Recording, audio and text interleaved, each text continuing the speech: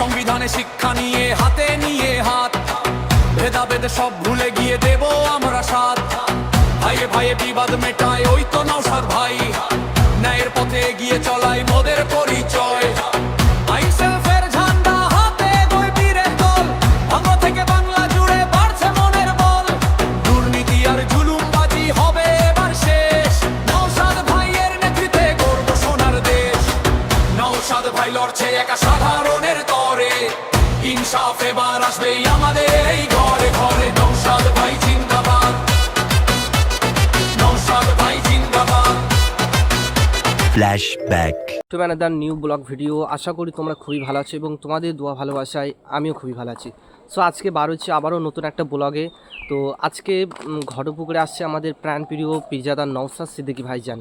তো আজকেই একেবারে ঘটপুকুর রিলায়েন্স পাম্পের সামনে কিন্তু নওশাদ সিদ্দিকী ভাইজান আসছে, জনসংযোগ প্রোগ্রাম আছে। তো চলো ওখানে গিয়ে কিন্তু পুরোটাই তোমাদেরকে দেখাবো। আর এখনও পর্যন্ত যারা ইউটিউব চ্যানেলটাকে সাবস্ক্রাইব করিনি সাবস্ক্রাইব করো। তো চলো ফুল ভিডিওটা দেখতে থাকো। A few moments later. তো ফাইনালি কিন্তু আমি চলে এসেছি ঘটপুকুরে, আর নওশাদ ভাইজান আর কিছুক্ষণের মধ্যে আসছে। তো এখানে অপেক্ষা করছি আর দেখতে পাচ্ছি যে সব মানুষরা কিন্তু দাঁড়িয়ে আছে নওশাদ সিদ্দিকী ভাইজানের দেখার জন্য। তো ভাইজান আর কিছুক্ষণের মধ্যে আছে। তো আপনার যে যেখান থেকে ভিডিওটা দেখছো বেশি করে শেয়ার করো। আর এখনো পর্যন্ত যারা ইউটিউব চ্যানেলটাকে সাবস্ক্রাইব করেনি সাবস্ক্রাইব করো। তো নওশাদ সিদ্দিকী ভাইজান দুজন সবাই আছে, তো ওখান থেকে আসতে একটু সময় লাগবে। তো যাই হোক আজকে প্রোগ্রামটা কিন্তু ঘটপুকুরে একেবারে কার্যালয়ের সামনে হচ্ছে।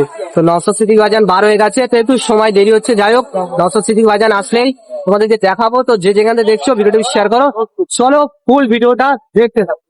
পর আমার এক বন্ধুর সঙ্গে দেখা গেল, বন্ধুটা মানে এতটা ভাইরাল ফেসবুকে ইনস্টাগ্রামে, ফেসবুক ইনস্টাগ্রাম খুললেই ভাই দেখা যায় দি এমন জাদু করো যে তোমাকে এত লোক মানে পছন্দ করে। কি বলতো, ব্যাপারটা হচ্ছে আমি যে সত্যর হয়ে কথা বলি, ভাইজানের হয়ে কথা বলি, একটা এটা পয়েন্ট। তার উপর আমি যে সত্যর একটা কথা বলি সেটাও একটা পয়েন্ট। চোখে চোখ রেখে কথা বলি সেটাও একটা পয়েন্ট। আমার কথাগুলো মানুষের মনে গেঁথে যায় যে যে ছেলেটা বলে গেছে আপনি না এর কোনো ভয় দিয়ে এত ভয় দেখিয়েছে, এ দেখিয়েছে, কোনো কিছুতেই কাজ হয় না। আমার কাজে আঘাত দিয়েছে তাও কাজ হয়নি, তাও তো আমি সেই জায়গায় দাঁড়িয়েছিলাম। ওই সে মানুষ আমাকে অনেকটাই সাপোর্ট করেছে, ওই জন্য আর সেই জায়গাটায় আমি এগেছি। তাদেরকে আমার তরফ থেকে অনেকটা ধন্যবাদ এবং অভিনন্দন। আমার তরফ থেকে তাদের অনেক ভালোবাসা আছে, বুঝলে ভাই? হ্যাঁ, তুমি যে আমাকে বলছিলে যে ভাই আমি একটা সমস্যা আছি, যে মানে আমাদের ভাইজান যেটা সত্ত্বেও তুমি কলেজে পা রাখতে পারছি না, কিন্তু কালকে দেখছি যে তুমি নিজে গিয়ে ধানটা মারছো, মানে কলেজ মানে তোমার দখল হয়ে গেল। কেমন লাগছে যে মানে এখন এটা তো খুবই আনন্দের বিষয় এবং গর্বের বিষয় যে আমরা আবার ফের কলেজে উঠতে পেরেছি। মানুষের আবার ফের সত্যর পথে আগিয়ে নিয়ে যাব, মানুষকে রাস্তা দেখাবো। সেই জন্য আমরা আবারও সেই শক্তিটা ফিরে পেয়েছি, এতে আমরা গর্বিত এবং আনন্দিত খুবই। যারা তোমাকে ভয় দেখাচ্ছিল যে কলেজে উঠতে দেবো না, মারবো, মানে বিভিন্ন রকম হুমকি দিয়েছিল, তারা আজকে নেই। মানে কেমন লাগছে এই মোমেন্টটা, কেমন লাগে? মানে কি বলবো, তাদের তো তারা বলেছিল 4 তারিখের পরে দেখে নেবে, এই করবে সেই করবে, তোকে খুঁজে পাওয়া যাবে না। কিন্তু আসলে এটা মোটেও না, কারণ আমার ফুল কনফিডেন্স ছিল যে ভাইজান 100-এ 100 জিতবে, ভাইজান 100-এ 100 জিতেছে। আর মানুষ কারণ সত্যের পথে আছে, ভাইজানের সাথে আছে, ওই জন্য সেই জন্য তাদেরকে আর কোথাও খুঁজে পাওয়া যাচ্ছে না। শুধু আমাকে বলেছিল যে 4 তারিখের পরে দেখে নেবে, কিন্তু তাদেরকেই আর খুঁজে পাওয়া যাচ্ছে না। আজ তো 12 তারিখ, আজ পর্যন্ত তাদেরকে খুঁজে পাওয়া যাচ্ছে না। আমি কালকে ধরো কলেজে উঠলাম, কলেজে উঠে বললাম যে ভাই তোরা কোথায়, আমি কলেজেই আছি, তোরা কোথায় আজ, কিন্তু আমি কলেজে আছি তোরা নেই। কিন্তু ডায়লগ গুলো যে দিয়েছিলি মারবি ধরবি, সেইগুলো কোথায়? আমারও বলেছিল আহসানের লোকরা, মানে আমি যে একটা ভিডিও বলেছিলাম, তুমি সেই ভিডিওটা নিয়ে আমার ভিডিও করেছিলে। হ্যাঁ, আমি বলেছিলাম যে নটেরিয়াস ক্রিমিনাল ক্ষমতা থাকলে নওশাদ সিদ্দিকীর বিরুদ্ধে যে মানে নওশাদ সিদ্দিকী উন্নয়ন করেছি কিনা দেখো। এইটা বলার কারণে মানে ক্রিমিনাল কিছু লোকজন এত মানে লাফালাফি করছিল, কিন্তু তারাও নেই আজকে। মানে সত্যি কথা এইটা যে মানে বেশি লাফালে কিন্তু তার পশ্চাতে হবে, তার কোনো মানেই ভাই, কেন ভাইকেও হুমকি দিচ্ছিল, এমনকি আমাকেও। তারা কিন্তু আজকে নেই। দেখো আমরা দুজনে যেখানে যাচ্ছি সিঙ্গেল, আমাদের কোনো লোক লাগে না, আমরা একা গেলেই একাই সবকিছু হ্যান্ডেল করি। মানে এখন জায়গাটা এমনই হয়ে গিয়েছে, তার মানে যে আপাতত যে জায়গাটা ভাইজান করে ফেলেছে, মানুষ তার মানে আমরা যেখানেই যাচ্ছি আমাদের পিছনে 10টা মানুষ সাথ দিচ্ছে। এটাই দেখে এখন তারা ভয় পেয়ে আতঙ্ক। কিন্তু আমরা আদেও তাদেরকে মারবো না, ধরবো না আমরা, কারণ ভাইজান আমাদের ওটা শিক্ষা দেয়নি। আমরা ভাইজানের আদর্শ মেনে চলি, সবাইকে মানিয়ে গুছিয়ে নিয়ে চলছি। চলো ফুল ভিডিওটা দেখতে থাকো, ভাইয়ের সঙ্গে দেখো, খুব ভালো লাগলো। চলো শেষ পর্যন্ত ভিডিওটা দেখতে আমার থাকো। একটা কথা, ভাইকে, আফিজুল ভাইকে সবাই সাপোর্ট করবে। আমাকে যারা ভালোবাসো, আফিজুল ভাইকে যারা ভালোবাসো, আমার তরফ থেকে যারা ভালোবাসো, আফিজুল ভাইকে ফুল সাপোর্ট করবে। কারণ আফিজুল ভাই পথে কথা বলে এবং ভাইজানের নীতি আদর্শ মেনে চলে। তাই আমার সবাইকে আমার তরফ থেকে আর আফিজুল ভাইয়ের জন্য বিশেষ করে সবাই একটু সাপোর্ট করেন বেশি বেশি। চলো ভাই, চলো ফুল ভিডিওটা দেখতে থাকো। বিধায়ক নওশাদ সিদ্দিকী ভাইজান চলে এসেছে, অনেকক্ষণ অপেক্ষা করবো।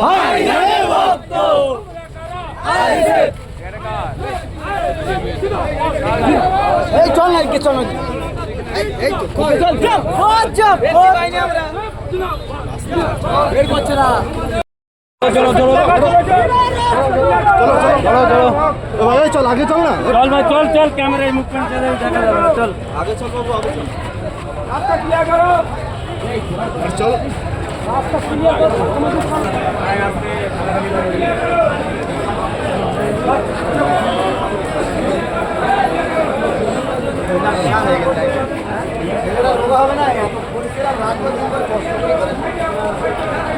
কালিমপুরের মাটিতে যে আইএসএফ টানা 15 বছর ধরে তাদের ফ্ল্যাগ মারতে যথেষ্টভাবে ব্যর্থ হয়েছে, সেখানে দাঁড়িয়ে বিজেপি ক্ষমতা এসে আমার একই গল্প যে কালিমপুরের মাটিতে বিজেপি দলীয় পতাকা ছাড়া অন্য কোনো দলীয় পতাকা না যেন সেখানে প্রতিষ্ঠিত হয়। কি বলবেন?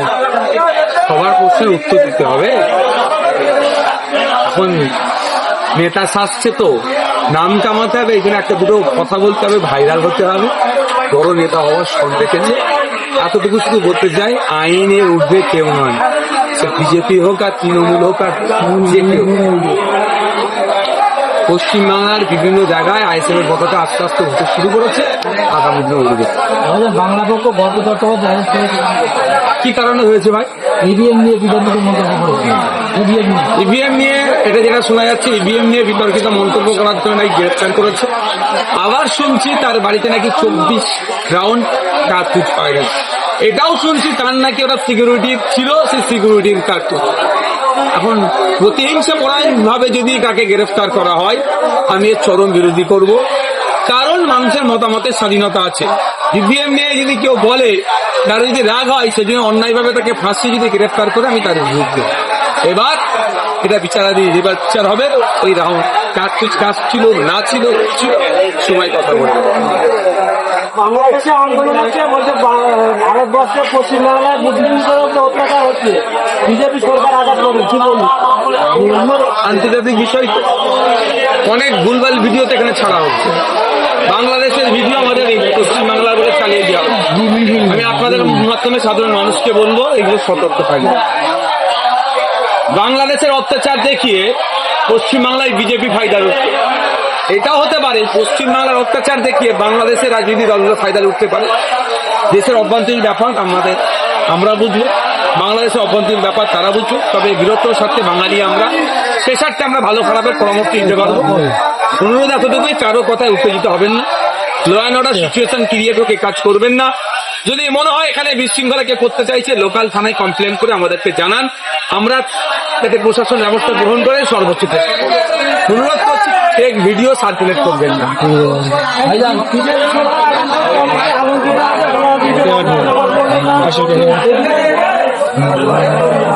কাজটাই তো আতঙ্কে রাখা। আজকে সরকার সাহেবরা ভাঙড় সহ ক্যারিয়ার মানুষকে আতঙ্কে রেখেছিল। মানুষ কি অকম আছে? এদের কাজটা হচ্ছে আতঙ্কে রাখা। যে কে কি বলছে পাত্তা দেওয়ার দরকার নেই। আপনাকে মনে রাখবেন সংবিধান আছে, আর্টিকেল বলছে, সংবিধানের আর্টিকেলের উল্লেখ আছে, আপনি আপনার ধর্ম পালন করতে পারবেন, ধর্মকে বানাতে পারবেন, ধর্ম প্রচার করতে পারবেন, ধর্মের প্রচার করতে পারবেন। কারো কথাই পাত্তা দেওয়ার দরকার।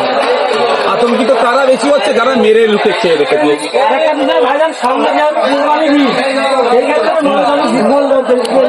কি বলবো, 80টা এমএলএ দিয়ে রেখেছে তাদেরকে জিজ্ঞাসা করেন না। আমাদেরকে একটাই তো ভাঙড়ের বীরেরা দিয়েছে, একটা।